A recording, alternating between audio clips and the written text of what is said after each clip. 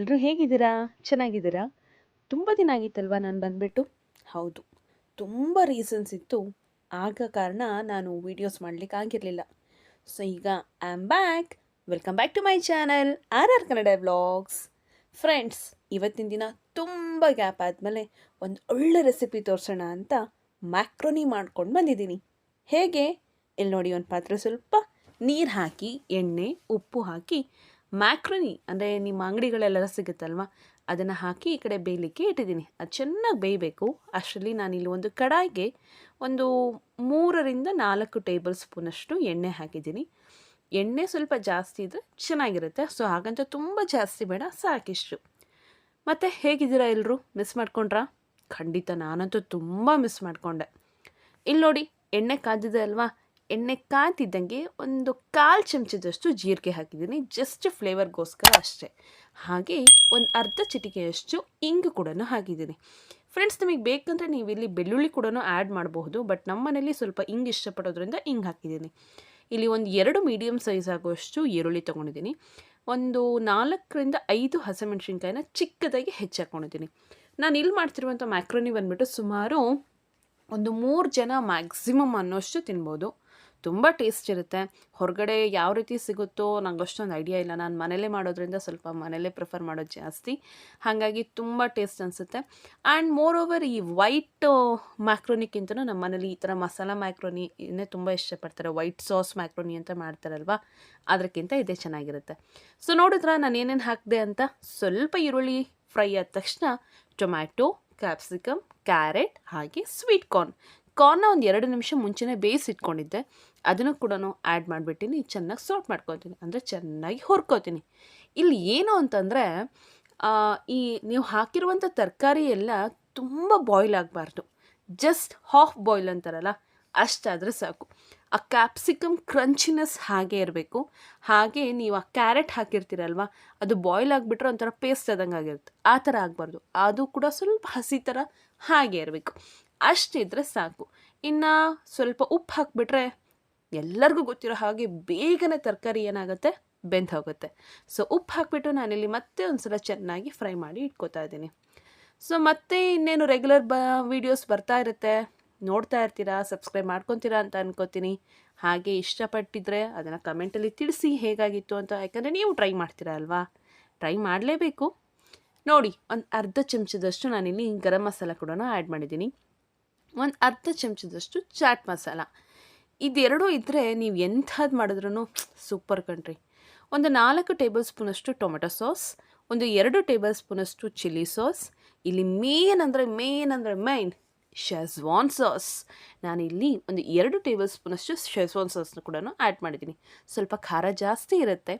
ಹಾಗೆ ಒಂದು ಅರ್ಧ ಟೇಬಲ್ ಸ್ಪೂನಷ್ಟು ಪೆರಿ ಪೆರಿ ಪೌಡರ್. ಆಮೇಲೆ ಈ ಪಿಜ್ಜಾ ಸಿಸ್ಲಿಂಗ್ಸ್ ಅಂತ ಬರುತ್ತಲ್ವಾ, ಎಲ್ಲ ಮಿಕ್ಸ್ ಇರುತ್ತಲ್ವ, ಸೊ ಅದು ಕೂಡ ಒಂದು ಅರ್ಧ ಟೇಬಲ್ ಸ್ಪೂನ್. ಹಾಗೆ ಈ ಇಟಾಲಿಯನ್ ಫುಡ್ಸಿಗೆಲ್ಲ ಬೇಕಲ್ವ ಈ ಆರಿಗ್ಯಾನೋ, ಸೊ ಒಂದು ಅರ್ಧ ಟೇಬಲ್ ಸ್ಪೂನಷ್ಟು ಆರಿಗ್ಯಾನೋ ನೀವು ಎಷ್ಟು ಹಾಕ್ತಿರೋ ಅಷ್ಟು ಚೆನ್ನಾಗಿರುತ್ತೆ. ಹಾಗಂತ ಜಾಸ್ತಿ ಹಾಕಿದರೆ ಒಂಥರ ಫ್ಲೇವರ್ ಆಡ್ ಅನಿಸುತ್ತೆ. ನೋಡಿ ಹಾಕ್ಕೊಳ್ಳಿ.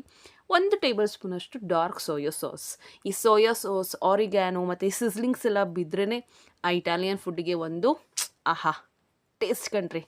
ಹಾಗೆ ಹಸಿಮೆಣ್ಸಿನ್ಕಾಯಿ ಹಾಕಿರೋದ್ರಿಂದ ಒಂದು ಅರ್ಧ ಟೇಬಲ್ ಸ್ಪೂನಷ್ಟು ನಾನಿಲ್ಲಿ ಖಾರದ ಪುಡಿ ಕೂಡ ಹಾಕಿದ್ದೀನಿ. ಇದೆಲ್ಲ ಹಾಕಿ ಏನು ಮಾಡಬೇಕು, ಚೆನ್ನಾಗಿ ಮಿಕ್ಸ್ ಮಾಡಬೇಕು. ಆ ತರಕಾರಿ ಕಣಕ್ಕೂ ನಮ್ಮ ಈ ಸಾಸ್ಗಳೆಲ್ಲ ಟಚ್ ಆಗಬೇಕು ಕಣ್ರಿ. ಅಷ್ಟು ಚೆನ್ನಾಗಿ ನೀವು ಮಿಕ್ಸ್ ಮಾಡ್ಕೋಬೇಕು. ಮಿಕ್ಸ್ ಮಾಡಿ ಲೋ ಫ್ಲೇಮಲ್ಲಿ ಒಂದು 2-3 ನಿಮಿಷ ಸಾಕು. ಅದು ಚೆನ್ನಾಗಿ ಮಿಕ್ಸ್ ಆಗಿ ಬಾಯ್ಲ್ ಆಗಲಿಕ್ಕೆ ಬಿಟ್ಬಿಡಿ. ಇಷ್ಟಾಗೋಷ್ಟೊತ್ತಿಗೆ ಆ ಕಡೆ ನಮ್ಮ ಮ್ಯಾಕ್ರೋನಿ ಬೆಂದಿರುತ್ತಲ್ವ, ಅದನ್ನು ಒಂದು ಸಾಸರಲ್ಲಿ ನೀಟಾಗಿ ಸೋಸಿಟ್ಕೊಂಡಿರ್ತೀನಿ. ಅಂದರೆ ಬಸಿಯೋದು ಅಂತ ಹೇಳ್ತಾರೆ. ನೀರನ್ನೆಲ್ಲ ತೆಗೆದುಬಿಟ್ಟು ಮೇಲ್ಗಡೆ ಮ್ಯಾಕ್ರೋನಿ ಒಂದೇ ಏನು ಇಟ್ಕೊಂಡಿದ್ನೋ ಅದನ್ನು ನಾನೀಗ ಇಲ್ಲಿ ಆ್ಯಡ್ ಮಾಡ್ತಾ ಇದ್ದೀನಿ. ನೋಡಿದ್ರಾ? ವಾವ್, ಎಷ್ಟು ಚೆನ್ನಾಗಿ ಬಿತ್ತು.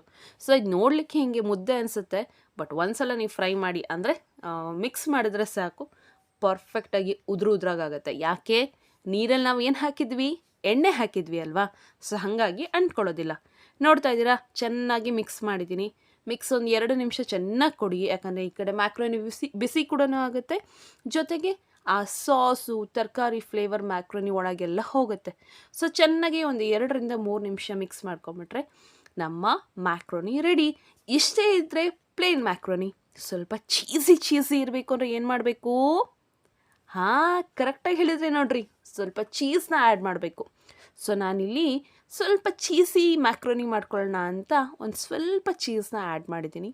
ಹಾಗೆ ನಮ್ಮ ಕೊರಿಯಾಂಡರ್, ಅದೇ ನಮ್ಮ ಕೊತ್ತಂಬರಿ, ನಮ್ಮ ಪ್ರೀತಿಯ ಗೆಳೆಯ. ಸೊ ಅದಿಲ್ಲದೆ ಈ ಡಿಶ್ ಯಾವುದು ಕಂಪ್ಲೀಟೇ ಆಗೋಲ್ಲ ಅಲ್ವಾ? ಸೊ ಸ್ವಲ್ಪ ಎಷ್ಟು ಬೇಕೋ ಅಷ್ಟು ರುಚಿಗೆ ತಕ್ಕಷ್ಟು ಹಿತವಾಗಿ ಮಿತವಾಗಿ ಕೊತ್ತಂಬರಿ ಕೂಡ ಆ್ಯಡ್ ಮಾಡಿದ್ದೀನಿ. ಸೊ ಇಷ್ಟೆಲ್ಲ ಹಾಕಿದ್ಮೇಲೆ ಇನ್ನೊಂದು ಸಲ ನಾನು ಮಿಕ್ಸ್ ಕೊಟ್ಕೊಂಡು 1 ನಿಮಿಷ ಲೋ ಫ್ಲೇಮಲ್ಲಿ ನಾನು ಬಾಯ್ಲ್ ಮಾಡಿಕೊಂಡು ಪ್ಲೇಟಿಗೆ ಸರ್ವ್ ಮಾಡ್ಕೊತಾ ಇದ್ದೀನಿ. ಸರ್ವ್ ಮಾಡಿ ಈ ಕಡೆ ತಿರ್ಗೋಷ್ಟೊತ್ತಿಗೆ ಖಾಲಿ ಮಾಡಿಬಿಟ್ಟಿರ್ತಾರೆ, ಯಾಕಂದರೆ ಅಷ್ಟು ಟೇಸ್ಟ್ ಆಗಿರುತ್ತೆ ಮಾತ್ರ. ಮಿಸ್ ಮಾಡ್ದೆ ಟ್ರೈ ಮಾಡಿ ಹೇಗಿತ್ತು ಅಂತ ಕಮೆಂಟ್ ಬಾಕ್ಸಲ್ಲಿ ತಿಳಿಸೋದನ್ನು ಕೂಡ ಮರಿಬೇಡಿ. ಹಾಗೆ ಚಾನಲ್ ನೋಡ್ತಾ ಇದ್ದೀರಾ? ಬೇಡ ಕಣ್ರಿ, ಸಬ್ಸ್ಕ್ರೈಬ್ ಮಾಡ್ಕೊಳ್ರಿ. ಸಬ್ಸ್ಕ್ರೈಬ್ ಮಾಡ್ಕೊಂಡು ನೋಡಿ, ಹಾಗೆ ನನ್ನ ಚಾನಲ್ಗೆ ಸಪೋರ್ಟ್ ಮಾಡಿ. ನೋಡಿದ್ರಾ ಎಷ್ಟು ಚೆನ್ನಾಗಿ ಮಿಕ್ಸ್ ಮಾಡಿದ್ದೀನಿ ಅಂತ? ಎಸ್, ವಾವ್, ತುಂಬ ಟೇಸ್ಟಿಯಾಗಿರುವಂಥ ಮ್ಯಾಕ್ರೋನಿ ರೆಡಿಯಾಗಿದೆ. ಸೊ ಪ್ಲೇಟಿಗೆ ಹಾಕಣ್ವಾ? ರೆಡಿ ಇದ್ದೀರಾ? ಇದನ್ನು ನೀವು ಟೊಮೆಟೊ ಸಾಸ್ ಜೊತೆ ಕೂಡ ಸರ್ವ್ ಮಾಡ್ಬೋದು, ಅಥವಾ ಚಿಲ್ಲಿ ಸಾಸ್ ಜೊತೆ ಸರ್ವ್ ಮಾಡ್ಬೋದು. ಹಾಗೆ ತಿನ್ನೋಕ್ಕೆ ತುಂಬ ಟೇಸ್ಟ್ ಅನಿಸುತ್ತೆ. ಬಟ್ ಬೇಡ, ಈ ಟೈಮಲ್ಲಿ ಏನಾದರೂ ನಿಮಗೆ ಉಪ್ಪು ಬೇಕಿದ್ರೆ ಒಂಚೂರು ಉಪ್ಪನ್ನ ಆ್ಯಡ್ ಮಾಡಿ ಪ್ಲೇಟಿಗೆ ಸರ್ವ್ ಮಾಡಿದ್ರೆ ಮುಗೀತು, ನಮ್ಮ ಮ್ಯಾಕ್ರೋನಿ ರೆಡಿ. ಮತ್ತೆ ಹೊಸ ವಿಡಿಯೋ ಜೊತೆ ಮತ್ತೆ ಬರ್ತೀನಿ. ಅಲ್ಲಿ ತನಕ ಟೇಕ್ ಕೇರ್, ಬಾಯ್.